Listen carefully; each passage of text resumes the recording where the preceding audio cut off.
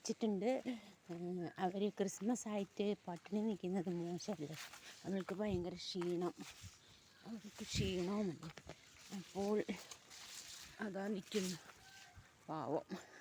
അയ്യോ ആർത്തി കണ്ടോ, അവളുടെ കോലം കിട്ടും ഞാൻ ഒരു ദിവസം പോയപ്പോഴത്തേക്കും.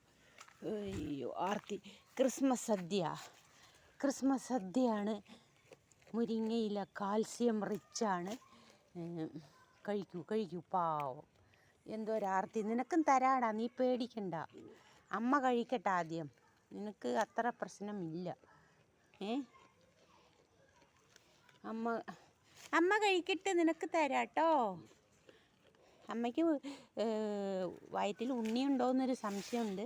അപ്പോൾ അവൾ പട്ടിണി കിടക്കണ്ട. തിന്നു.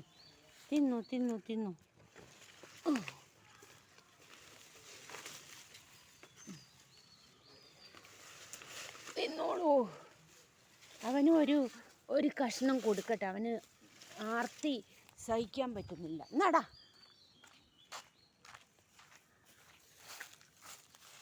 ക്രിസ്മസ് ദിനത്തിൽ നിനക്ക് സദ്യ തരാം. അതിന് മുമ്പായിട്ട് പ്ലാവില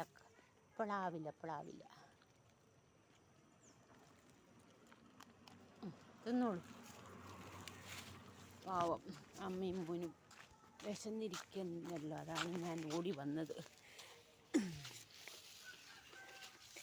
തിന്നടി. എവിടെ നല്ല ന്യൂട്രീഷ്യസ് പ്ലാവിലയാണടി, തിന്നടി. എൻ്റെ പൈസ തിന്നല്ലേ, എൻ്റെ പേഴ്സ് തിന്നല്ലേ കിങ്ങിണി.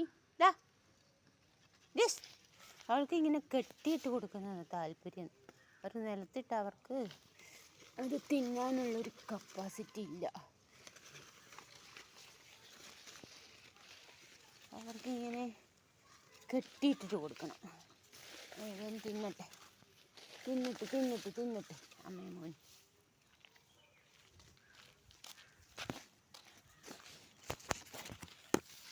എല്ലാം കെട്ടിയിട്ട് കൊടുക്കുന്നത് അവർക്കിഷ്ടം. അങ്ങനെ നിന്ന് നിർത്തിത്തിട്ടാനൊന്നും പറ്റൂല കേട്ടാ.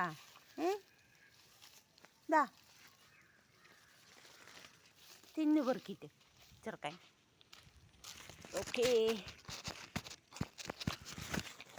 ഓക്കേ അപ്പോൾ